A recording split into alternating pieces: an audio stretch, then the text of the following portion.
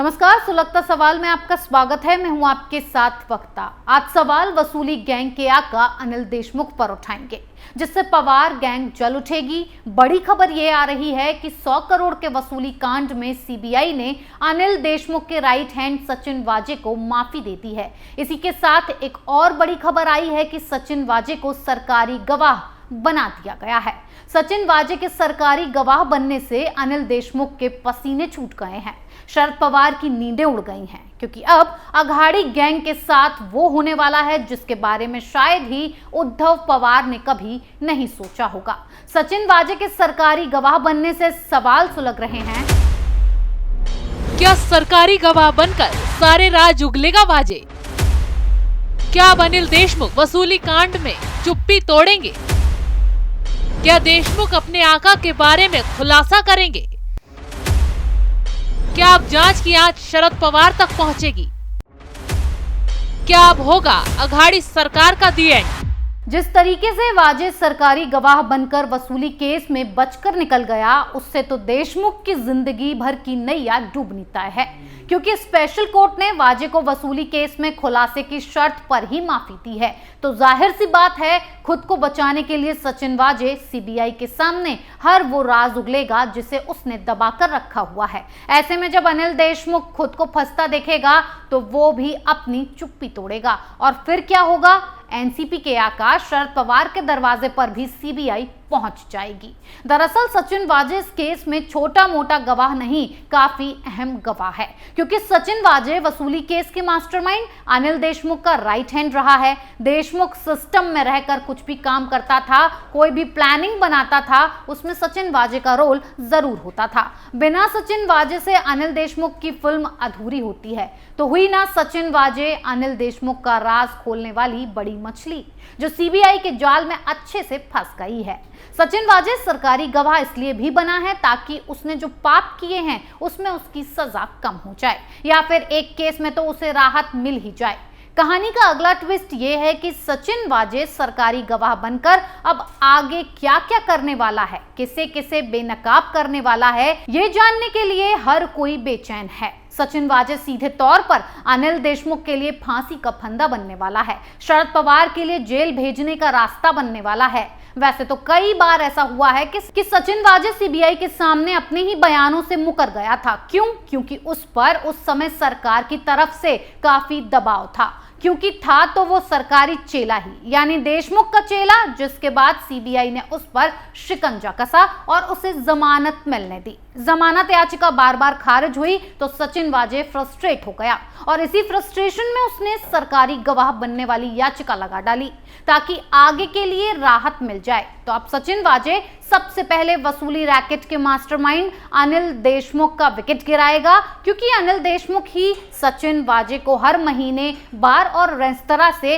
100 करोड़ की वसूली का टारगेट देता था। अब यही राज वाजे खोलेगा कि कैसे वो बार और रेस्तरां से उगाही करके देशमुख तक पहुंचाता था। देशमुख कहां कहां उन पैसों का बंदर बांट करता था। तो अभी तो देशमुख फंसे हैं, उसके बाद न जाने वसूली की रकम पचाने वाले कितने मगरमच्छ सीबीआई के जाल में फंसेंगे, क्योंकि 100 करोड़ रुपए हर महीने कोई गृह मंत्री अपने दम पर अपने पास तो रख नहीं सकता। तो सोचिए, इस तरह पूरे साल की ये रकम 1200 करोड़ होती है। तो इतनी मोटी रकम एक आदमी रखेगा तो जांच एजेंसियों के जाल में फंस जाएगा।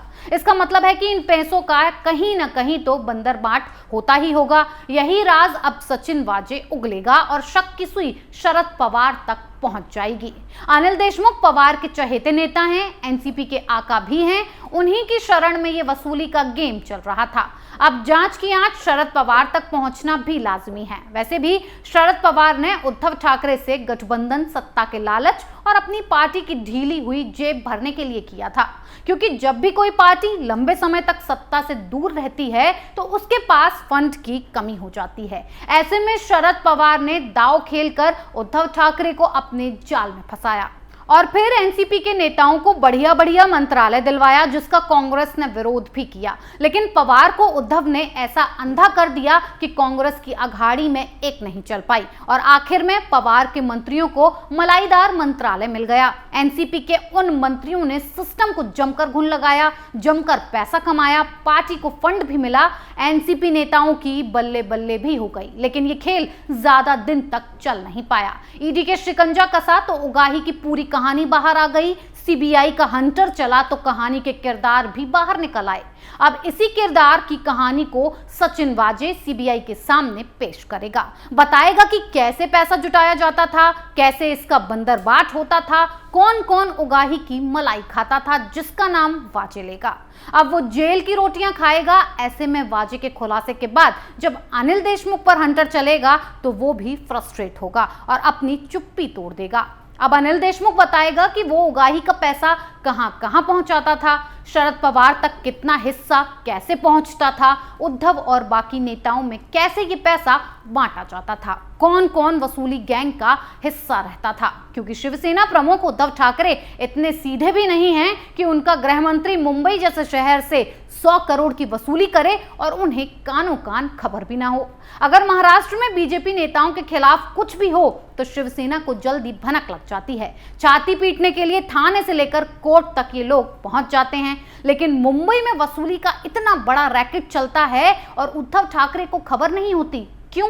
क्योंकि यहाँ पूरी दाल ही काली है, सब एक थाली के चट्टे बट्टे हैं। लेकिन अब देशमुख तो फंस चुका है, बाकी बचे जिसके लिए देशमुख ही काल बनेगा। इसके लिए साथ ही सचिन वाजे देशमुख के अलावा अघाड़ी गैंग के एक और नेता का काला राज खोलेगा और वो नेता है अनिल परब। अनिल परब उद्धव ठाकरे का करीबी नेता है। हाल ही में अनिल परब पर ईडी ने भी शिकंजा कसा है, उन पर भी मनी लॉन्ड्रिंग के तहत कार्रवाई की है। अनिल परब पर आरोप है कि उन्होंने भी करोड़ों का घपला करके कोविड क्राइसिस के दौरान जमीन खरीदी थी। अनिल परब पर पहले ही वसूली का आरोप भी लगा था। खुद सचिन वाजे ने नाम लिया था कि इस वसूली गैंग का हिस्सा अनिल परब भी है। वो भी ट्रांसफर पोस्टिंग का रैकेट चलाता था। उसने 50 लाख की रिश्वत भी ली थी। इसके बाद अनिल परब इतना डर गए कि उन्होंने फंसने पर कस्में खानी शुरू कर दी, तमाशा शुरू कर दिया, जिससे पूछताछ के बाद वो थोड़ा बच गए। लेकिन अब वाजे की जुबान खुलेगी तो अनिल परब भी बच नहीं पाएंगे। देशमुख तो जिंदगी भर जेल में सड़ेगा ही, लेकिन अब बारी सलाखों के पीछे जाने की अनिल परब की है, शरद पवार की है, उद्धव ठाकरे की है। यानी अब बारी अघाड़ी सरकार के दी एंड की है। सुलगता सवाल में आज के लिए इतना ही। कल फिर नए सवालों के साथ पेश होंगे। तब तक के लिए देखते रहिए कैपिटल टीवी। नमस्कार।